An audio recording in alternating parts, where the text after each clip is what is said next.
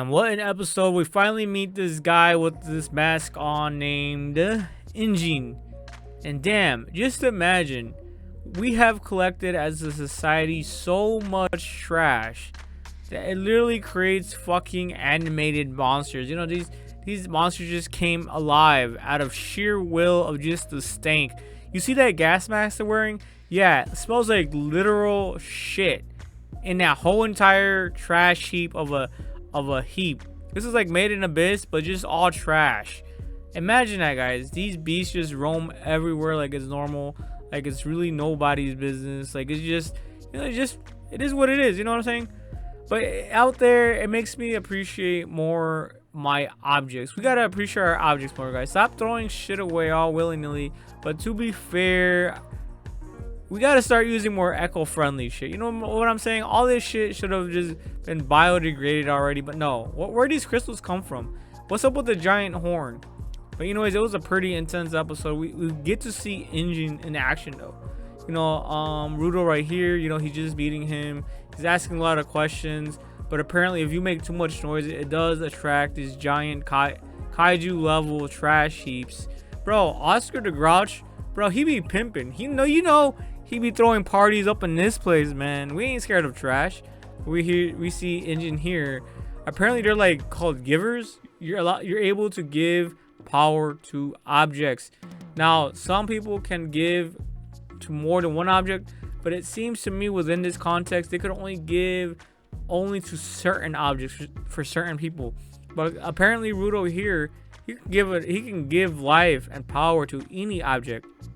And so one day, after running into a mysterious figure on the way home, Rudo returns to find Rigetto's dying body on the floor. He is immediately found at the scene by the authorities and is charged with murder. So that's why he ends up in his giant trash heap. No one believes his claims of innocence and he's thrown into the abyss. Yeah, this is like made on abyss, like I said, but with just giant trash heaps. Instead of dying, however, he finds himself in a strange, foul-smelling place surrounded by monsters made of trash. When Rudo is attacked by said monsters, he is saved by a man named Injin, who reveals themselves as the Cleaner, someone who uses special weapons called vital instruments to combat these creatures.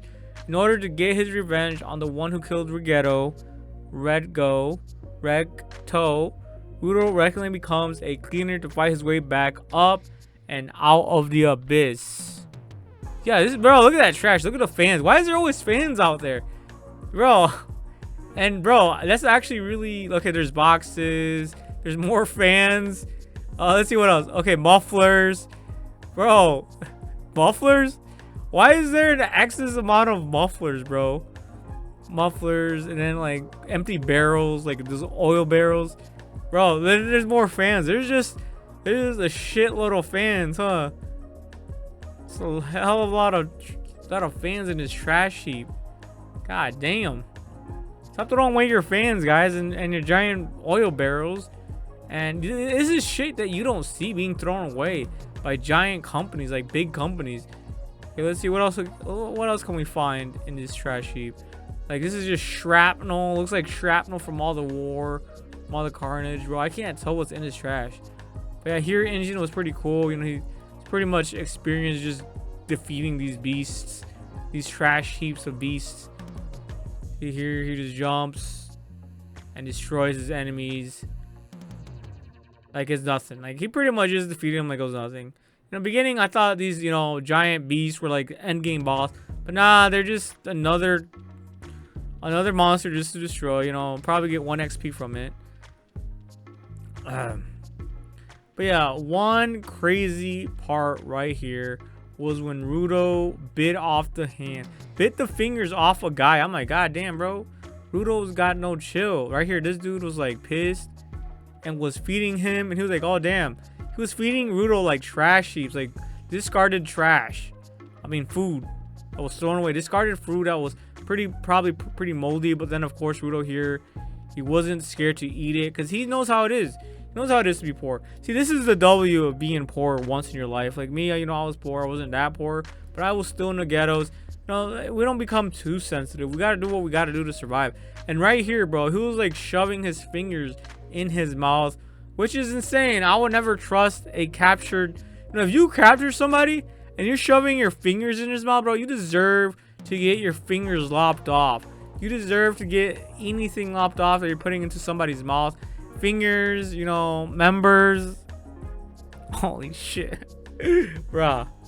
But yeah, bro, look at his hand, bro. That's insane, man. That's insane. Why? Why would you do something dumb like this? Like, bruh, his fingers are cooked, mate. Damn. Yeah, don't put your fingers in people's mouths. See, look. If I learned anything from this anime, it's never to put your fingers in somebody else's mouth. Unless it's for other things. If you know what I mean. Foreplay, you know, it's like if you're into that stuff. Yeah. But anyways, guys, yeah, what an episode. It was just a really good episode through and through. We met new characters. We met these randos that pretty much mean nothing to the overall story.